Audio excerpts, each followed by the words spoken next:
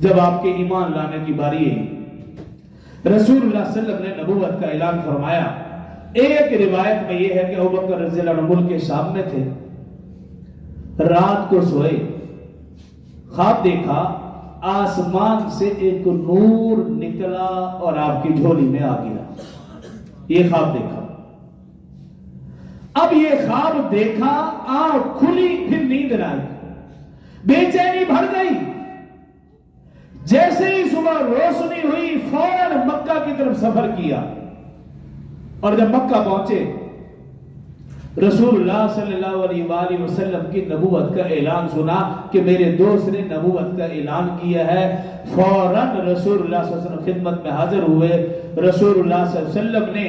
اپنا نبوت والا ہاتھ بڑھایا، ابوبکر رضی اللہ عنہ نے صدیقیت والا ہاتھ تھما دیا اور کلمہ پڑھا، مسلمان ہو گئے۔ رسول اللہ صلی اللہ علیہ وسلم فرمایا کرتے تھے، میں نے جس کسی کو بھی اسلام کی دعوت دی، وہ حضرت خدیجہ رضی اللہ عنہ ہو، وہ حضرت علی رضی اللہ عنہ ہو، وہ حضرت زید رضی اللہ عنہ، فرمایا جس کو بھی میں نے اسلام کی دعوت دی، اس نے وقت مانگا، اس نے مہلت مانگی، اس نے سوچنے کے لیے، مشورہ کرنے کے لیے وقت لیا،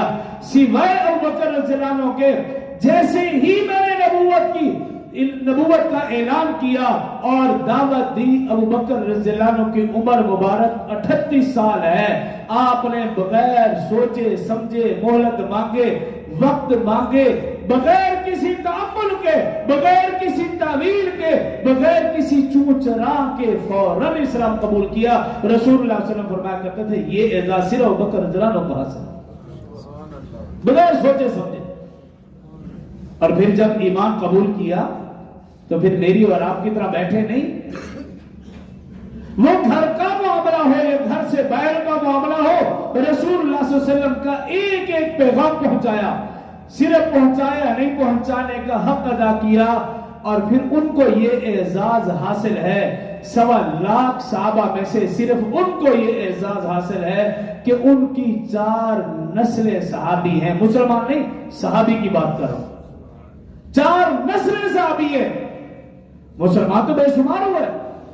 لیکن وہ واحد صحابی ہے جن کی 4 نسلیں صحابی ہیں۔ یہ اعزاز عمر، عثمان، علی یا دیگر صحابہ میں سے کسی کو حاصل نہیں کہ حضرت ابوبکر رضی اللہ عنہ کے والدین بھی مسلمان اور صحابی، آپ خود بھی مسلمان اور صحابی، آپ کی اولاد بھی مسلمان اور صحابی، آپ کی اولاد بھی مسلمان اور صحابی، 4 نسلیں اگر کسی کی صحابی ہے تو وہ سیدنا ابوبکر رضی اللہ عنہ کی۔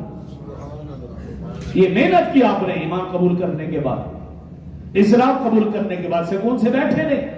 اور پھر جب گھر سے باہر نکلے، حضرت عثمان رضی اللہ عنہ پہ محنت کی،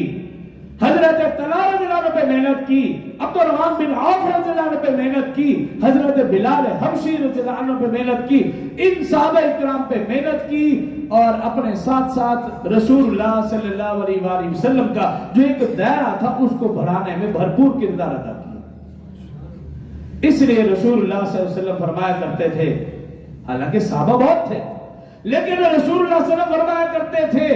ابو بکر رضی اللہ عنہ واحد صحابی ہیں جنہوں نے اپنا مال، جان، وقت، تن، من، دھن سب کچھ میرے راہ میں قربان کر دیا۔ یہ اعزاز صرف ابو بکر رضی اللہ عنہ کو حاصل ہے، کسی اور صحابی کو نہیں، جس نے اپنا مال، تن، دھن سب کچھ لگا دیا